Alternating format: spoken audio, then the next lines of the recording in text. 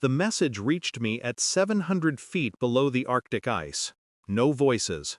Just words glowing on the screen in the control room. Your son is in the ER. The mayor's son beat him to death. The police chief is escorting him to the airport. The water pressed around us like a tomb. My chest stayed still, but inside, something split open and bled cold. The captain summoned me to the con. His voice was sharp, but his eyes flickered when he saw my face. We've received a Priority 1 directive from the Pentagon. Surface. An F-35 is waiting for you on the ice. The submarine groaned as we rose through the frozen dark. My son's blood had already soaked through the words. On the flight home, I replayed every moment I hadn't been there. Every laugh I'd missed. Every bruise I hadn't noticed. But the words gnawed deeper. The mayor's son. Not just a beating, not just a death. A political shield wrapped around a murderer. A father's position protecting his child while mine lay broken. When I landed, I didn't go to the hospital first. I went home. My wife was waiting. Her eyes were red, but not from grief. From something else. Fear. I asked only once. Who knew where he would be? She hesitated. Too long. And in hesitation, there's always truth. She whispered, "Don't do this. Please, you don't understand." But I did. Her silence explained everything. She wasn't just mourning. She was complicit. I buried my rage beneath discipline. Years of covert work had trained me in patience. I began to trace it quietly. The phone records, the messages, my wife's connection to the mayor's office that she had never spoken about. Dinner receipts in her name, late nights explained away as friends. But I saw his name appear again and again. The mayor. And beneath it all, the line I couldn't shake. Don't do this. I visited the hospital at dawn. My son was unrecognizable. Tubes, wires, machines keeping rhythm his body could not. His hand was still warm when I held it, but I knew warmth doesn't mean life. I looked at him and I promised, I'll know everything. That night, I placed a recorder under the passenger seat of her car. No confrontation, no noise, just listening. The next day, she drove. She called. Her voice changed when she spoke to him. Soft, careful, guilty.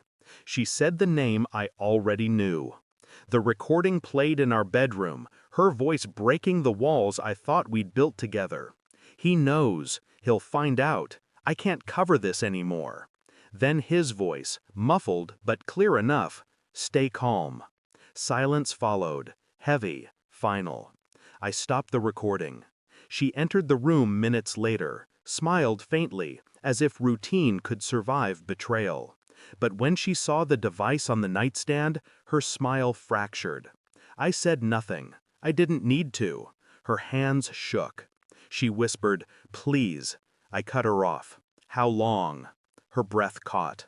Then the truth spilled, quiet but devastating.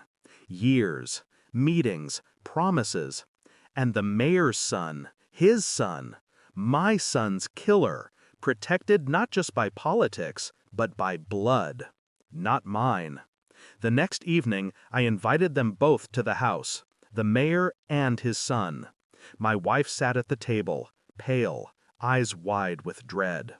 I placed the envelope down between us. Inside, the DNA results. Proof my boy wasn't mine. Proof of her affair. I slid it toward the mayor. He opened it, his face drained, lips tightening, eyes darting to his son. My wife wept into her hands. I stayed silent. Silence is heavier than shouting. It makes the guilty collapse under their own weight. The mayor stammered, tried to explain, but no explanation could reach me. I looked at his son, the boy who had beaten mine into death. I leaned forward, voice flat, steady. You killed your brother. His eyes widened, the truth crashing through him like ice water. And then I stood, leaving them there, broken in their own shame.